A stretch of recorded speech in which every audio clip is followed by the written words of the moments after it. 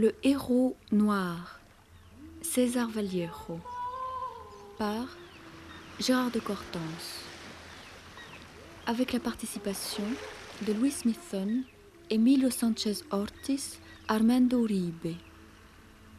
Texte, César Vallejo, Livre des morts tibétains, Livre des morts des anciens égyptiens, lu par Michael Lonsdale, Michel Opnaud.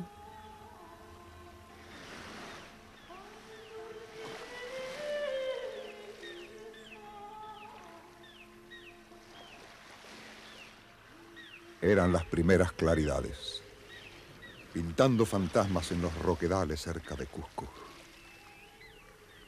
Huyendo de los vientos fríos, se diluía la madrugada. Era la hora en que el canto de los gallos cava a la mina del alba.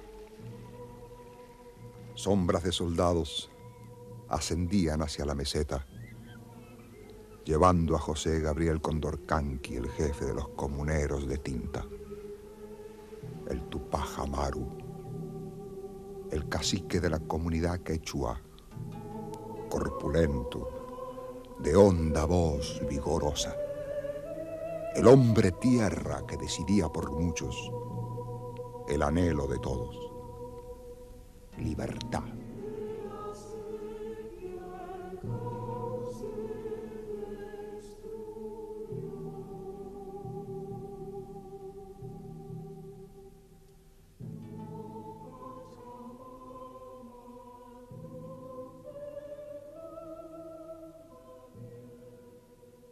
Toute la terre avait une seule langue et les mêmes mots.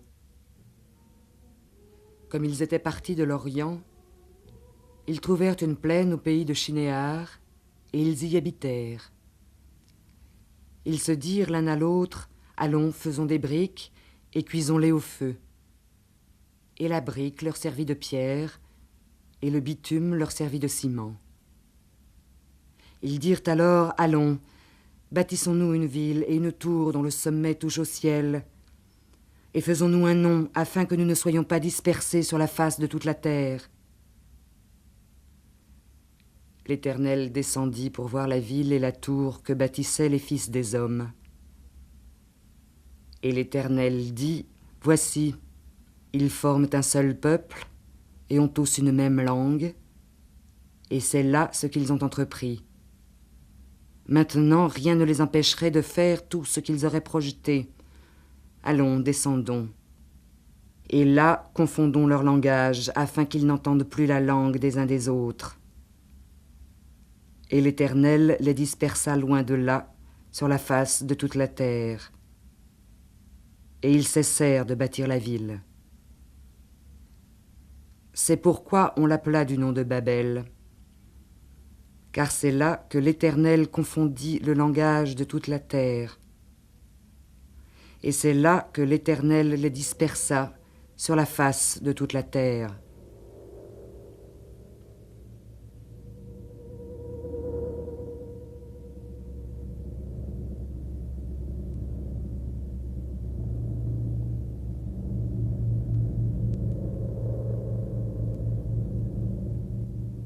Murmuré d'inquiétude, je traverse, le costume ample de sentir, les lundis de la vérité. Personne ne me cherche ni ne me reconnaît, et moi-même, j'ai oublié de qui je peux bien être. Certaines garde-robes, uniquement elle, nous connaîtra tous dans les battants blancs des entrées. Cette garde-robe, elle, uniquement, au retour de chaque action, de chaque candélabre aveugle de naissance. Moi non plus, je ne découvre personne sous cet humus qui avirise les lundis de la raison, et je ne fais que sourire à chaque pointe des grilles dans la folle recherche du connu. Bonne garde-robe, ouvre-moi tes battants blancs, je veux reconnaître au moins le L. Je veux le point d'appui, je veux savoir de l'être au moins le là. Dans les coulisses où nous nous habillons n'existe personne, uniquement des battants grands ouverts. Et toujours les costumes se décrochant tout seuls, de cintres pareils à de grotesques indices transformels, et faisant leur entrée vide jusqu'à la nuance prudente d'un grand bouillon d'ailes avec cause et limite frites, et jusqu'à l'os.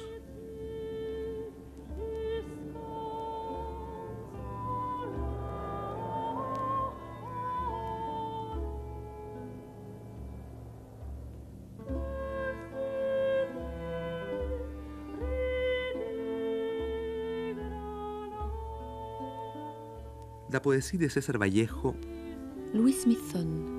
est remplie d'un sens de la souffrance. Mais cette souffrance n'est pas un simple procédé littéraire. Il est aussi quelques résultats d'expérience. L'expérience de la vie de Vallejo. Une vie vraiment très malheureuse. Vallejo ne reste pas dans la expression de sa souffrance personnelle. Il arrive, à force de réflexion, à une transcendance. Cela trouvait un sens alors à tous ces malheurs. Et il ne veut pas qu'on identifie la souffrance de sa poésie avec une souffrance personnelle. Justement pour éclairer l'essence de sa souffrance. Il parle clairement à ce sujet. Dans un texte qui s'appelle « Je vais parler de l'espoir », il dit « Voy a hablar de la esperanza. Yo no sufro este dolor como César Vallejo. Yo no me duelo ahora como artista, como hombre, ni como simple ser vivo siquiera. Yo no sufro este dolor como católico, como mahometano, ni como ateo. Hoy sufro solamente. Je ne ressens pas cette douleur en tant que César Vallejo.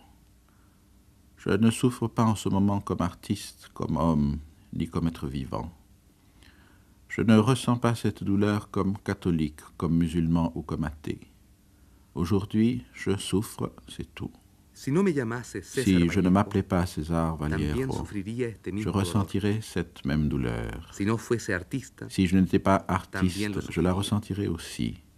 Si je n'étais pas homme, si je n'étais pas un être vivant, je la ressentirais aussi. Si je n'étais ni catholique, ni athée, ni musulman, je la ressentirais aussi. Aujourd'hui, je souffre de plus bas. Aujourd'hui, je souffre, un point c'est tout.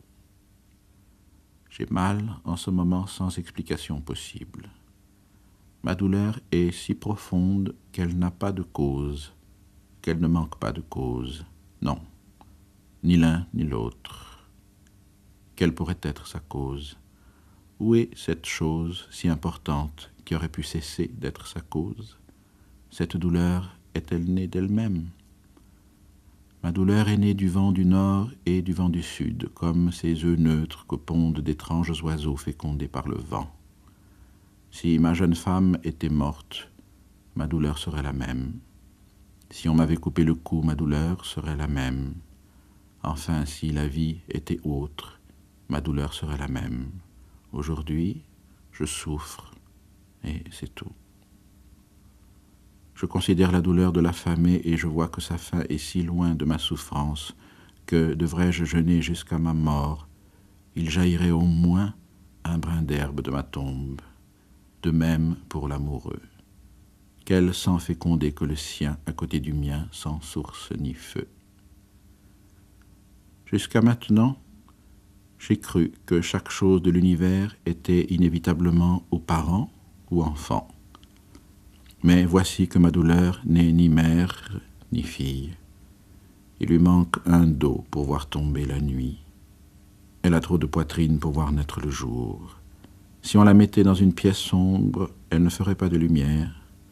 Et si on la mettait dans une pièce éclairée, elle ne ferait pas d'ombre. Aujourd'hui, je souffre, quoi qu'il arrive. Aujourd'hui, je souffre. Un point, c'est tout.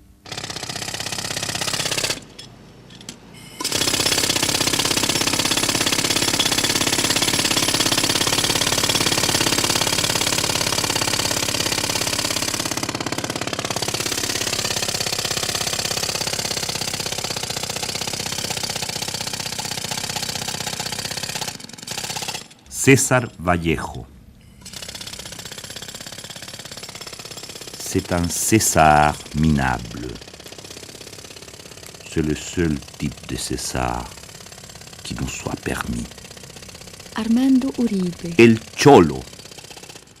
Ce mot-là n'a pas de traduction.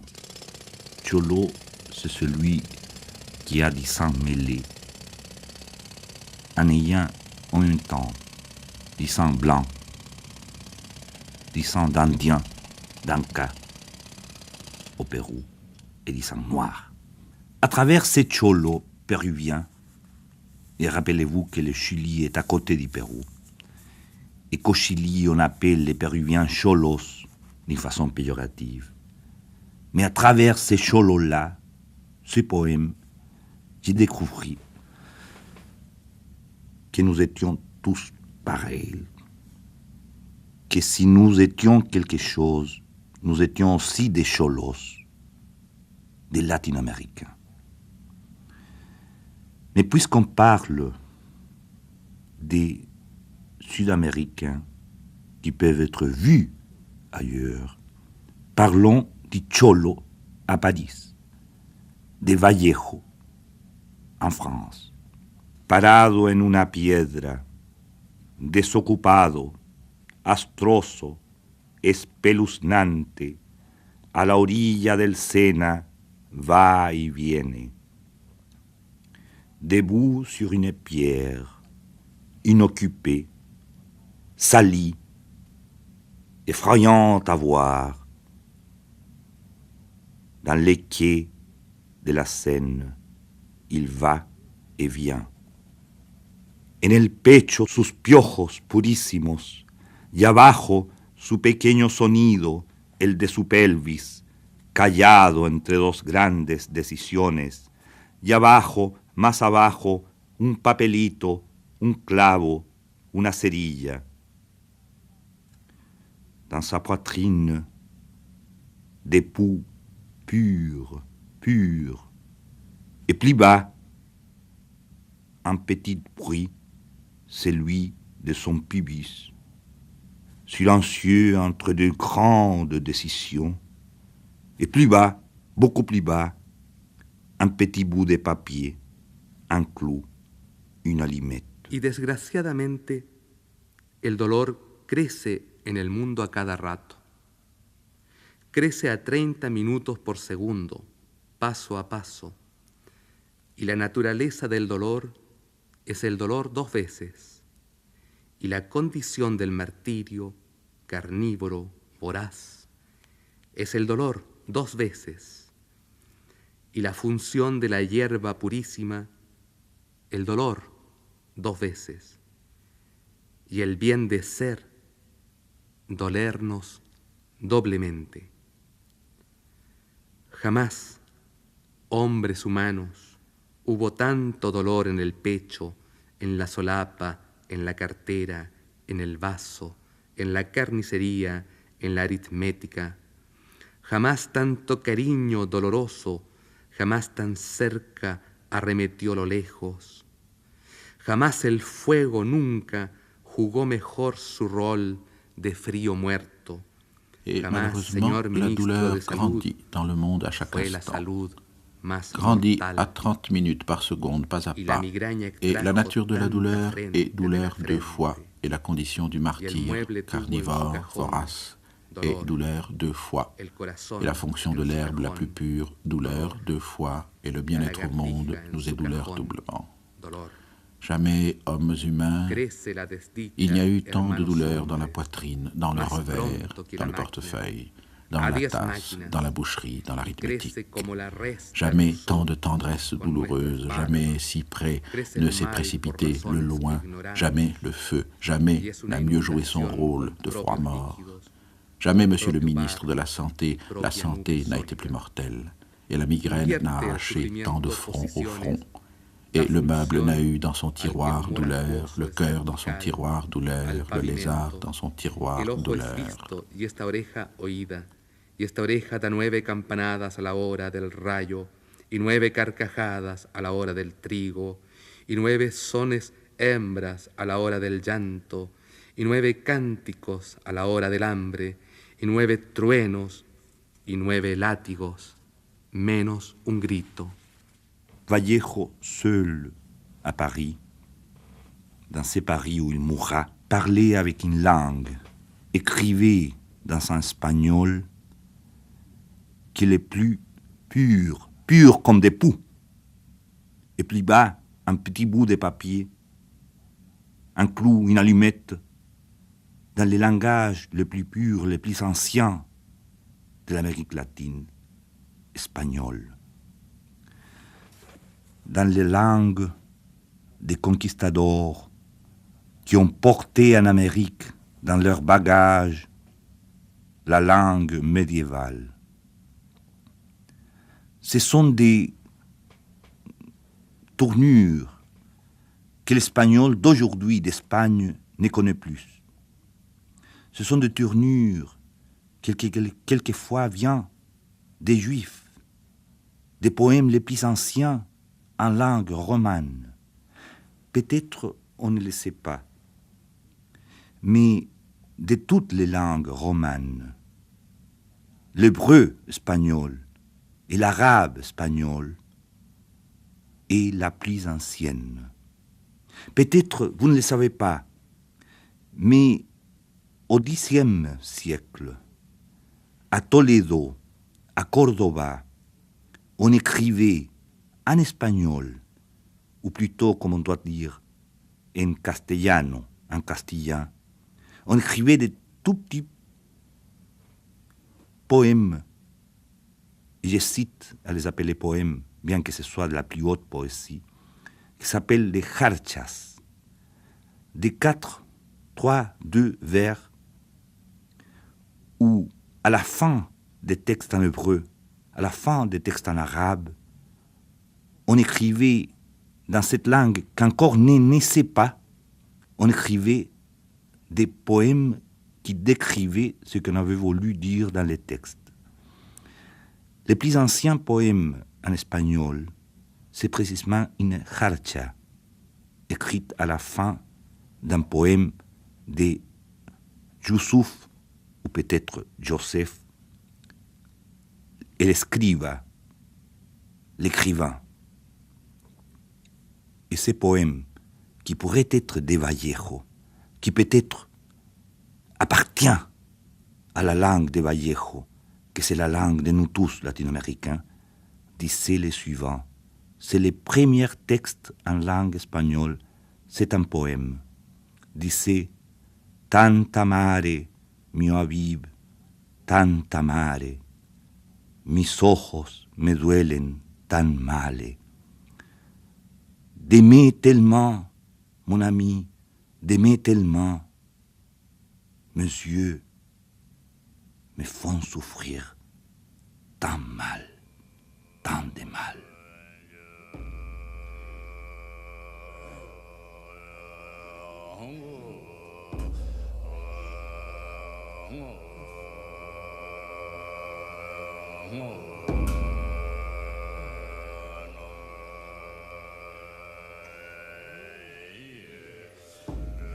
Le mensonge ne servira à rien.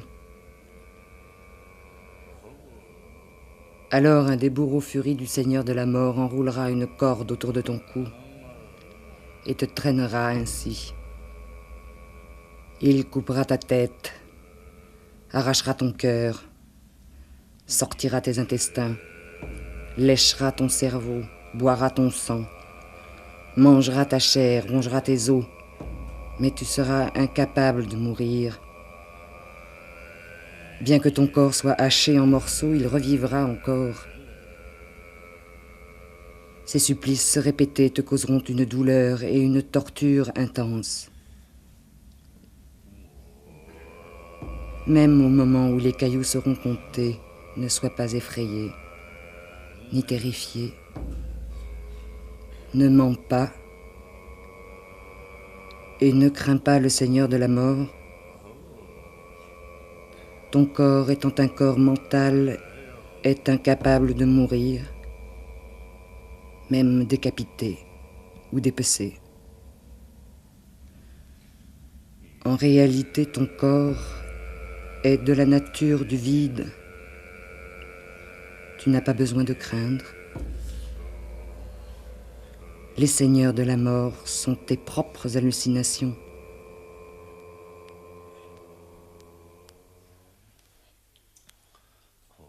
Interpréter ou classer toute poésie suppose fatalement la réduire ou bien la trahir.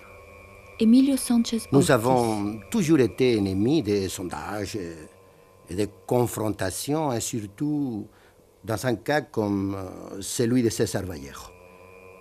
Pour arriver à Vallejo, pour arriver à son œuvre, il faut, comme il le disait lui-même d'ailleurs, avoir son diplôme d'homme, être un homme en parole, être un homme en acte.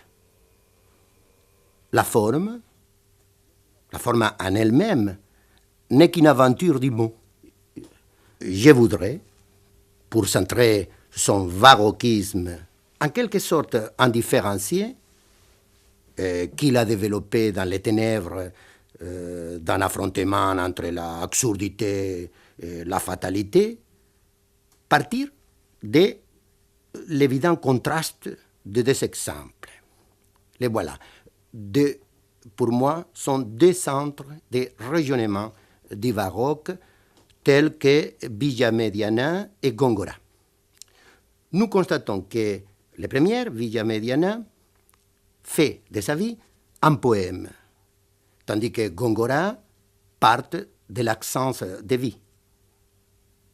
On peut dire que parmi ces deux extrêmes se trouvent toutes les possibilités du baroque et toutes les possibilités de l'œuvre de Vallejo.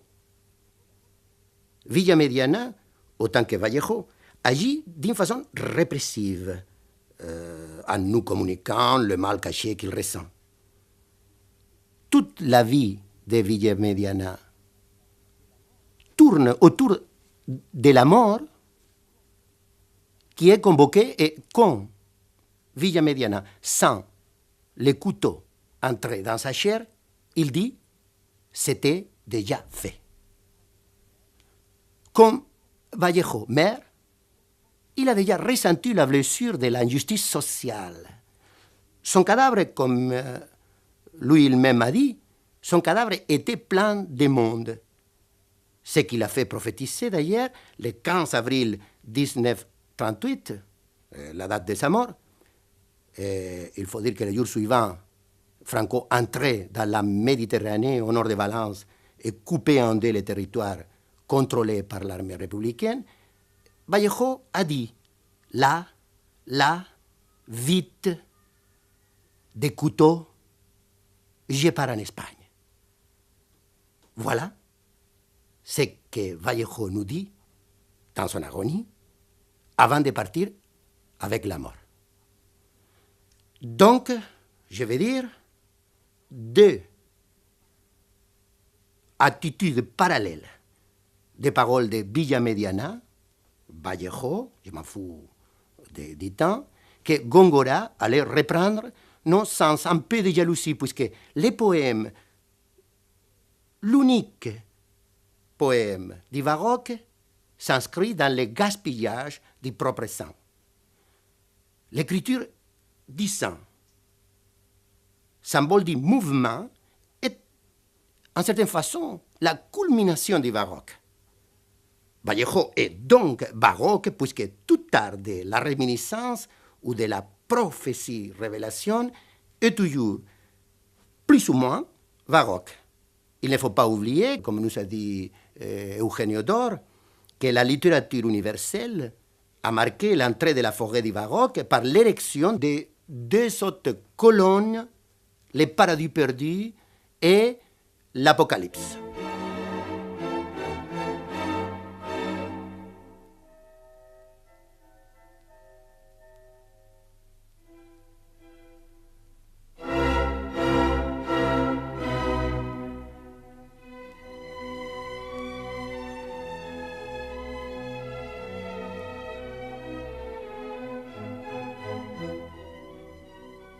Je pense à ton sexe. Simplifier le cœur. Je pense à ton sexe. Devant le murement, mettre au monde du jour. Je palpe le bouton du bonheur. Il est bon à cueillir. Et meurt un sentiment antique dégénéré en sens commun. Je pense à ton sexe, sillon plus prolifique et harmonieux que le ventre de l'ombre, bien que la mort conçoive et accouche de Dieu même. Ô conscience, je pense, oui, à la brute libre qui jouit où elle veut, où elle peut. Ô scandale de miel des crépuscules, ô fracas muet.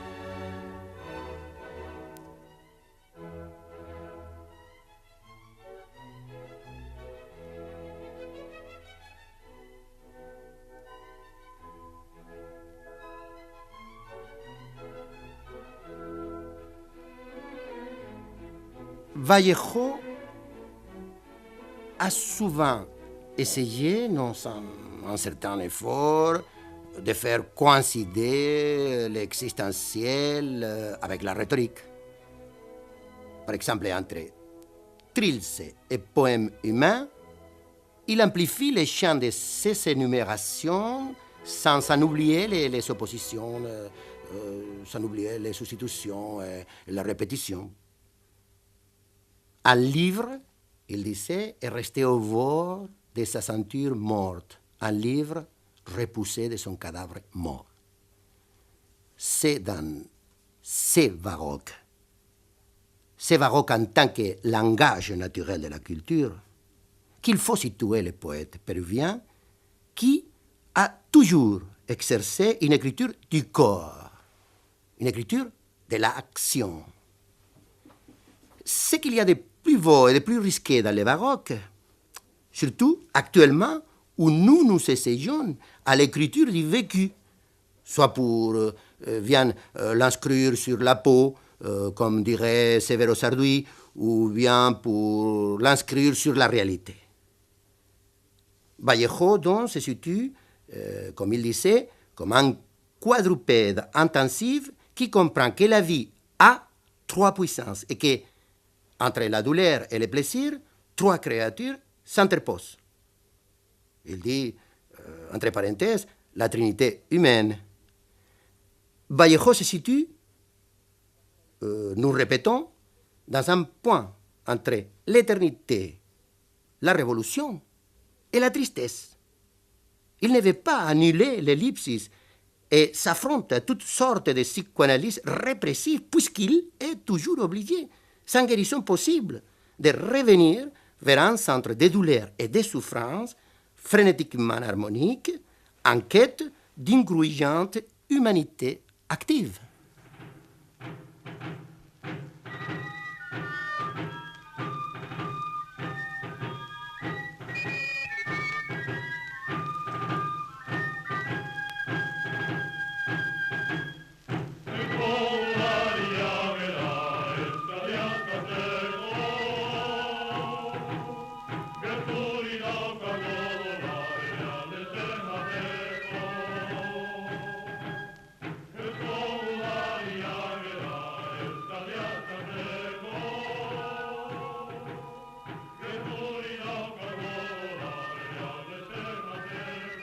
Il tombe une pluie de revolvers délavés.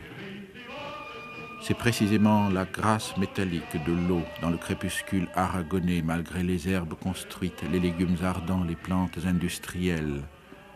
C'est précisément la branche sereine de la chimie, la branche aux explosifs impatients. Ainsi répond l'homme, oui, ainsi à la mort. Ainsi il regarde de face et écoute de profil. Ainsi l'eau, contrairement au sang, et l'eau, ainsi le feu, à l'inverse de la cendre, fourbit ses ruminantes ranzies. Qui marche sous la neige, on tue, non. Précisément la vie avance en battant de la queue avec sa deuxième corde. La guerre est si horrible. Elle vous entraîne, elle vous étire, vous rend plein d'yeux. Elle vous donne une tombe. Elle fait faire le saut bizarre d'anthropoïde. Toi, tu le renifles, compagnon, parfaitement quand tu piétines par inadvertance ton bras parmi des cadavres. Toi, tu le vois, car tu as touché tes testicules en devenant tout rouge. Toi, tu l'entends dans ta bouche de soldat citoyen. Allons donc, compagnons. Nous attend ton ombre préparée, nous attend ton ombre encaserné. À midi, capitaine, la nuit, simple soldat. Aussi, me référant à cette agonie, je m'éloigne de moi en criant très fort « À bas mon cadavre !» et je sanglote.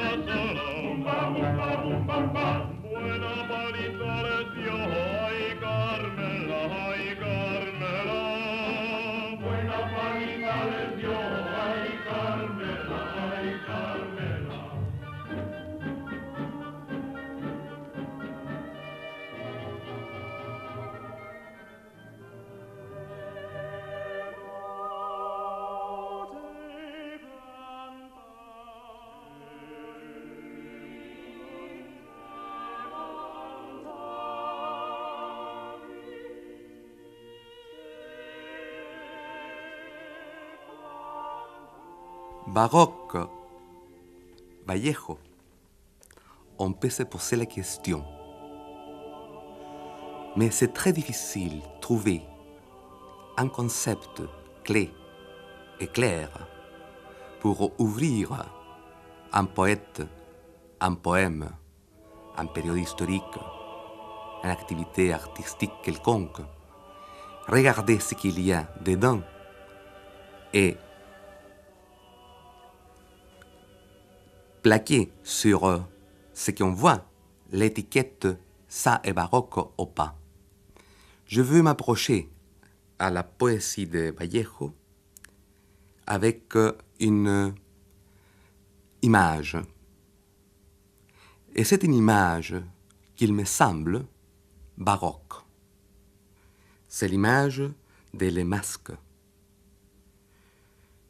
Je pense que Vallejo, c'est un poète masqué. Qu'est-ce que la masque de Vallejo cache? Bon, ses origines. Il masque ses origines et il montre ses origines. Il masque sa naïveté et il montre aussi sa naïveté. Il masque le réel, mais il fait résonner dans sa poésie les traits du réel. Il y a toujours une résonance américaine, une résonance des origines, une résonance de la naïveté. La première naïveté, c'est Paris. Paris, c'est les grands mythes, pas seulement pour l'Amérique du Sud, c'est les grands mythes un peu partout. Qu'est-ce que Vallejo veut trouver à Paris? Je crois que c'est l'écoute de sa propre voix. C'est justement tout ce qui était non masqué, mais vraiment enfoncé dans l'Amérique. On peut se poser une question idiote à propos de Vallejo. S'il y a ou il n'y a pas de vie poétique, quel est le rapport entre l'œuvre et la vie? Vallejo appartient à ce qui montre dans les poèmes certains traits de sa vie. Il permet d'entrevoir ce qu'il souffre. Et la façon comme il montre, c'est avec un certain tonus de la voix. La poésie de Vallejo est colloquiale. Malgré la recherche évidente des recours de langage, c'est une poésie colloquiale qui cherche la complicité. Une autre image, L'éclipse. Une autre image, les labyrinthes. Aussi des images baroques. L'éclipse, c'est l'éclipse de l'Amérique. Et les labyrinthes, c'est ces grands et méticuleux recherches de soi-même où à la fin on se trouve au milieu des chemins entrecroisés et tout seul. C'est-à-dire, il n'y a pas de minotaure à chercher. Le minotaure, c'est le poète. Je regardais le cadavre, son rapide ordre apparent et le très lent désordre de son âme. Je le vis survivre. Il y eut dans sa bouche l'âge entrecoupé de deux bouches.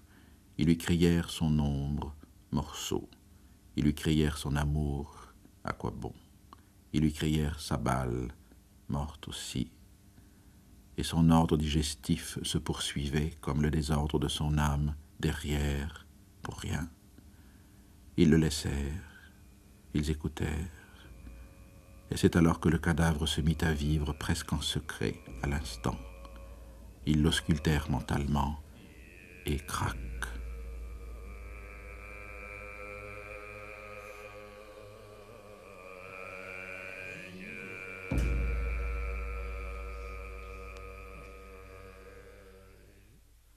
Pour rendre au défunt les pouvoirs de sa bouche. Voici que je monte au ciel de l'univers mystérieux, pareil à l'œuf cosmique entouré de ses rayons. Que le pouvoir de ma bouche me soit restitué, que je puisse prononcer devant le Seigneur de l'au-delà les paroles de puissance, que la supplication de mes deux bras tendus avec ferveur ne soit pas repoussée des hiérarchies divines.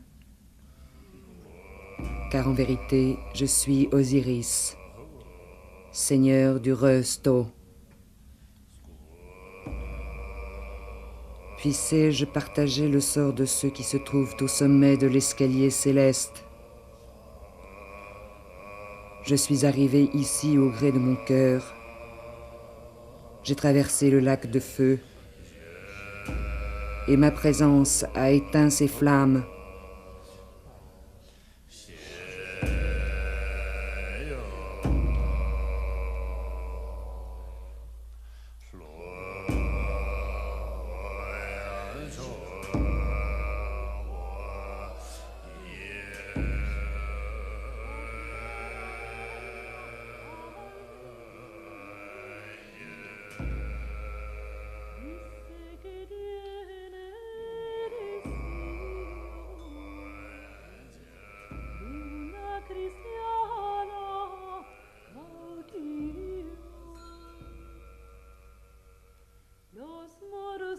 Le héros noir, César Vallejo, par Gérard de Cortance, assisté de Janine Antoine, collaboration technique Michel Kreis, avec la participation de Louis Smithson, Emilio Sanchez Ortiz, Armando Uribe. Texte César Vallejo, Livre des morts tibétains, Livre des morts des anciens égyptiens, lu par Michael Lonsdale, Michel Opnaud.